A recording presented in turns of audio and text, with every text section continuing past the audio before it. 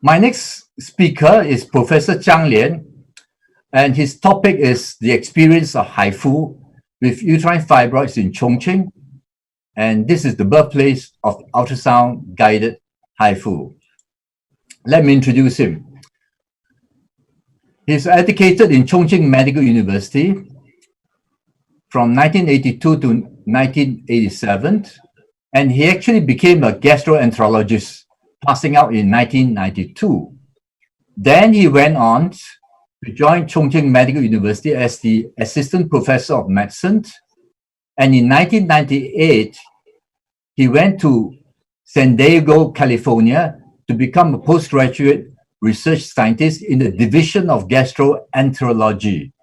And following that, he joined the polymorphism research lab in California, San Diego. And from 2013 to now, at the present moment, he's professor, State Key Laboratory of Ultrasound Engineering in Medicine, co-founded by the Ministry of Science and Technology and Chongqing Medical University.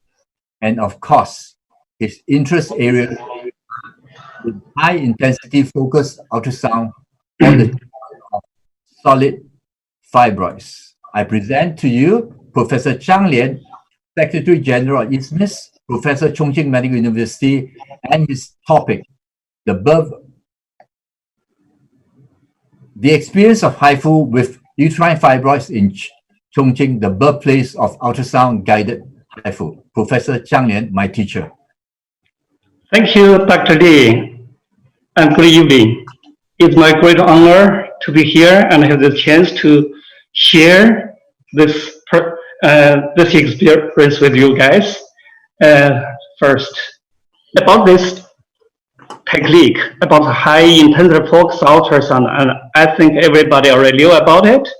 Here, I still want to briefly introduce about this technique and how it works. This is a transducer. The ultrasound beams were generated from this transducer and focused at just some distance away from the surface of this transducer. During the treatment, the ultrasound beams could penetrate the human body and just focused at the target. When the temperature increased to 65 degrees, the growths occurred. From the monitoring image, we can see the changes. From the ultrasound, we can see the grayscale changes like this. So from MRI, we can see more clearly like this, the temperature changes is a focal region. Please pay attention. No color changes around the focal region and also in the acoustic pathway. It means the energy just focus at the target. Let's say it again. You can see different color indicate different temperature. And the red color here, it means the temperature already over 65 degrees. So this technique was first proposed by Lian in 1940s. In 1950s, Dr. Fry confirmed this technique might be used in clinical practice. So this is the first prototype he made in Illinois. So this technique was not developed at that time because there was no adequate targeting method during that time until 1980s with the development of the diagnostic image. This HIFU received international attention again. So in 1988, Professor Wang in Chongqing Medical University, he started this project. This is transducer he made at that time. You can see the black box. We can see the ultrasound beams, and we can also see the focal region here. So we call this focal region as the acoustic focal region here. And after 10 years basic research, in 1997, Professor Wang proposed the first, he proposed like the biological focal region, the concept of the BFR. So after 10 years basic research, in 1997, this technique was first used in clinic to treat the patient. This was the first patient in the whole wide world we treated using this high intensity focused ultrasound. This patient was 17 years old at that time with osteosarcoma. You can see that before the SPECT CT shows a tumor here. Here is after. So the treatment was successful. Since that time, ultrasound-guided HIFU was used to treat different types of solid tumors, like liver cancer, pancreatic cancer, also kidney cancer, and bone tumors, and also others. Of course, uterine fibroids, and also adenomyosis. So in 2004, the US FDA approved using MR-guided focused ultrasound surgery to treat uterine fibroids. Now, there are two types HIFU system available in the market. One, like we said, is the ultrasound-guided HIFU. Another type, MRI-guided HIFU. So in our university, we have both. We have MRI-guided HIFU and also ultrasound-guided HIFU. Based on my experience, so here is a comparison of the two systems, two technologies. So MRI-guided HIFU, of course, we can use this to monitor the temperature. And we can see the temperature changes at the focal region. This is an advantage of MR-guided HIFU. But for those, because the bore size was too small and it limited the transducer size, also the movement range. So it's difficult to make the powerful transducer. That's why for ultrasound-guided HIFU, like we have the much range of the much wide of the movement range of the transducer. Of course, it's easy for us to position the patient during the treatment, and also the treatment time and also the room time is much less, and of course the cost is much less. And for the indication, ultrasound-guided HIFU, like I already mentioned, is much more.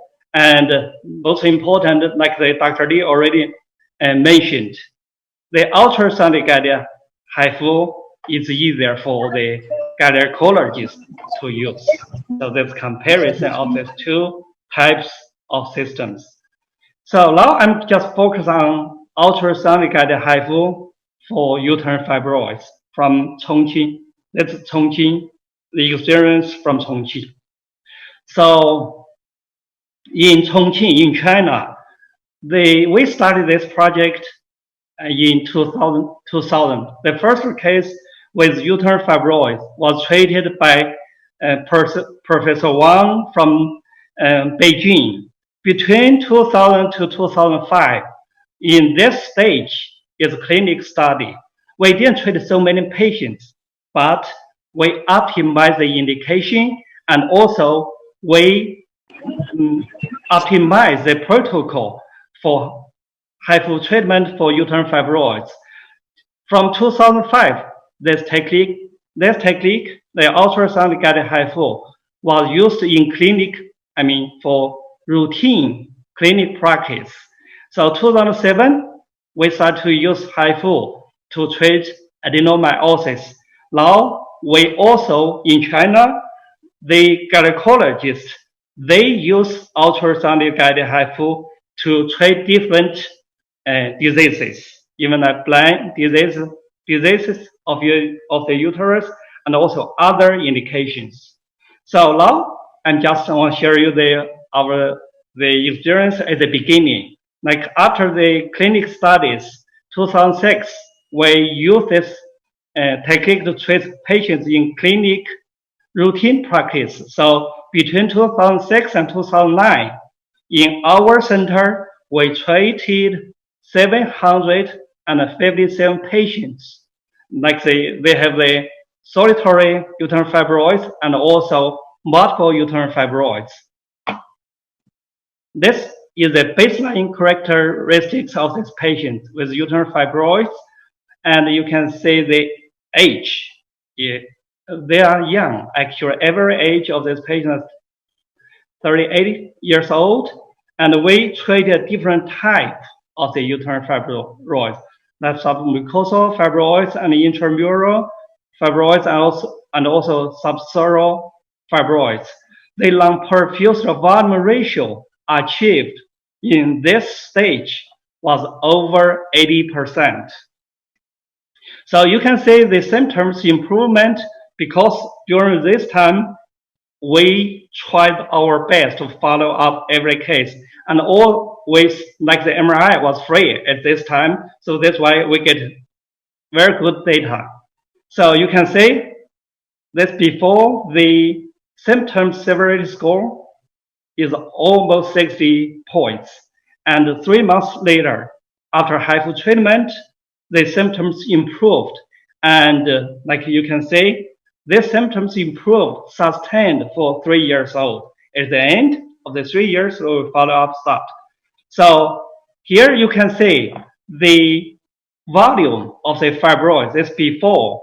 Here, 3 months, 6 months, and here 3 years after HIFU. So you can see the shrinkage rate from this line. At the end of the 3 years, the shrinkage rate is almost 90%. So this before, like this case, this patient had multiple uterine fibroids. You can see MRI shows like the contrasting the perfusion of this fibroids, and you can see the small one and also the bigger one. This patient had symptoms, so she didn't want to go to surgery.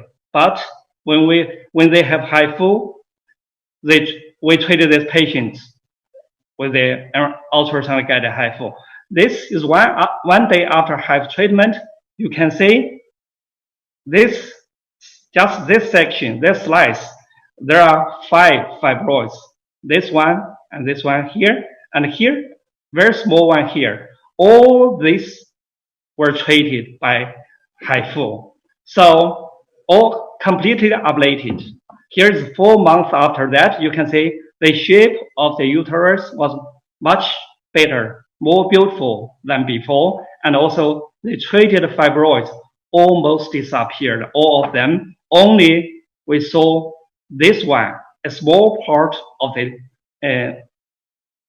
tumor, treated tumor still there, almost gone. So this shows how it changes because it's a non-invasive. We didn't move the fibroids out, but after treatment, the tumor get the shrink and also disappeared in some time after treatment. So you may ask if about the reintervention rate. Here is a study from the US, Stewart, and probably you guys already knew about her. And she performed a study like this figure. You can see this is about probability of the reintervention. And this is a lung perfused volume ratio. Here you can see if the lung perfused volume ratio over 70% and the 2 years recurrence rate just around 10%. Here is another study, actually, like they follow up the patient after myomectomy. Then you can see here, 2 years, here 2 years, here is the, like say, over 10% after myomectomy, after the patient had 2 years, like they had a 10% reintervention rate. So it means if the lung perfusion volume reach over 70%, the reintervention rate is comparable with myomectomy. Here is another. We can see this table. This is from National Institute for Health and Clinical Excellence of UK. They presented this data 2011. You can see this result, of course, from after MRI-guided focused ultrasound surgery. This paper is from the US. You can see if the lung perfusion volume ratio is around 16%, then 1 year intervention rate was 77%. And here is if the lung perfusion volume ratio reach 55%, the 1 year, the 12-month reintervention rate was 10%. So it means with the lung perfusion volume ratio higher, the reintervention rate was much lower. So now I share with you some cases like this case. This patient had a fibroid located the right uterine wall of the uterus, and the size was 5.5 in diameter. Here, 1 day after that, the MRI shows the fibroid was completely ablated. It means if we choose the right patient and we can achieve completely ablation of the fibroid, just like we perform myomectomy. So you may also ask about how many fibroids we can treat in one session. Here, I just want to show you, like this patient actually, if the gynecology wants to do this, probably just hysterectomy, but the patient refused. She came to our center. You can see how many. I counted more than 20. So, but the blood supply was not rich. So I think we can treat with the HIFU. So here you can see different slides. Then 1 day after HIFU treatment, with just one session, you can see so many. The bigger one and the smaller, we all ablated.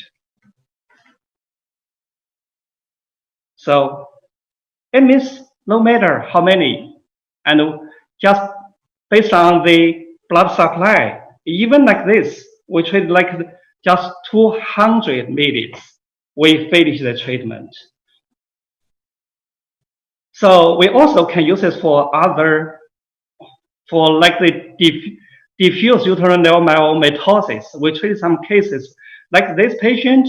She was 44 years old. She married, but no child, presented with dysmenorrhea and menorrhagia. Her mother and her sister had a hysterectomy because of the same reason, but she didn't want to have a hysterectomy. This her MRI. You can see how many uterine fibroids. We cannot count. We don't know how many. The numbers we cannot count. So, but from MRI, the T2 weighted image, it shows hypointensity. It means the blood supply was rich. It's sensitive to HIFU. So, like here, the contrast ultrasound before HIFU treatment. So it also indicates the blood supply was rich. We discussed with the patient. We may perform 2 sessions of HIFU treatment because so many. But the first session, I said, we just want to ablate those varicose symptoms, like the protruding to the uterine cavity, varicose, menorrhagia, and also dysmenorrhea. So that's our plan. She agreed. Then we treated this patient. You can see this MRI 1 day after HIFU treatment, that's T2, and here this is contrast enhanced ultrasound. You can see low perfusion in this fibroids. So after the first session of HIFU treatment, the patient, the first period, the menstrual patient volume already decreased, and this is a transverse view of this patient. You can see those fibroids were ablated, so the symptoms improved, and anemia also subsided. The hemoglobin get normal. So now I'm going to share with you about the practical outcomes after HIFU treatment. There are many papers already presented and published. Here I just want to show you, like this is the first HIFU baby from our center. Oh, of course, in China is the first one. We got the permission to use these pictures. She was 29 years old. She married but didn't get pregnant because of the fibroid.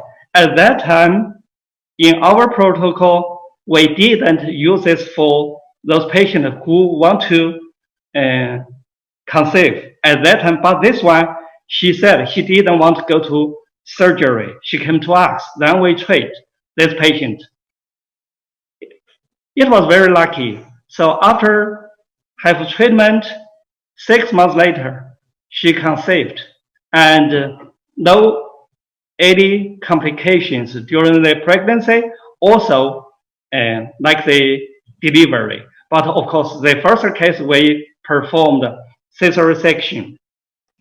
Now, I just want to show you why HIFU can use to treat the patients who want to get babies in the future. Like this is a case with multiple uterine fibroids. And you can see from this, there are so many here, at least I think 9 in this slice. Here. I just counted the 9 fibroids, but the blood supply was average. So we treat this one very easy. You can see this 1 day after HIFU treatment, this bigger one is this one, and this smaller here and here, yes, just like this. All of this we completed. Just pay attention to this image. Here is a endometrium, no damage, and you can see the fibroids, the tissue between the fibroids, the perfusion was normal, no damage. So for those like this, even multiple uterine fibroids, we can precisely ablate the fibroid without damage to the tissues between the fibroids. It means the conceived time should be much shorter than myomectomy. This patient actually we treated 2013, and you can see the conceived time just 1 month after HIFU. Actually, we told her just wait for 6 months at least, but she thought she didn't get pregnant before, so then she didn't do anything, then conceived. But it was very lucky. So during she delivered a baby at terms during the pregnancy, and also they didn't have any complication. Here is another case we treated in 2011. This patient had a submucosal fibroid. You can see from here, she had symptoms. The menstruation volume was large, and we ablated this fibroid. You can see contrast ultrasound. This T2, here contrast ultrasound image. The contrast enhanced MRI. The fibroid was completely ablated. This patient waited for 6 months and get pregnant. She delivered a baby by vaginal. Also, probably we also want to know if this patient, if they worry about it, like the uterine cavity adhesion, like this case, like type 2 submucosal fibroid, and you can see the endometrium here. So how about this case? Because they want to conceive soon. So we have to protect to avoid the damage to the endometrium. Like we perform the treatment, you can see the before and here after. The fibroid was completely ablated. And here you can see transverse view. Here is a fibroid, no perfusion here, but here is the endometrium. The tissue between the fibroid,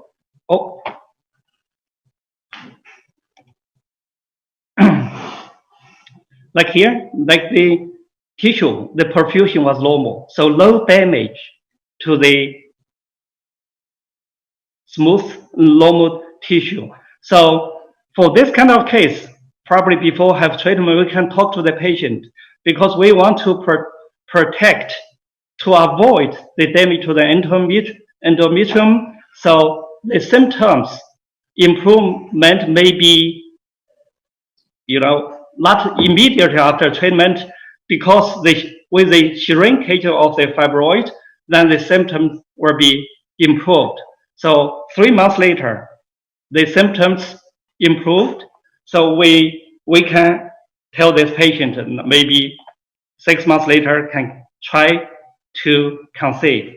So like for this kind of patient, it's difficult for us to treat with hysteroscopic and also laparoscopic surgery. But for HIFU, maybe offer this patient a better way to do that. So thank you very much.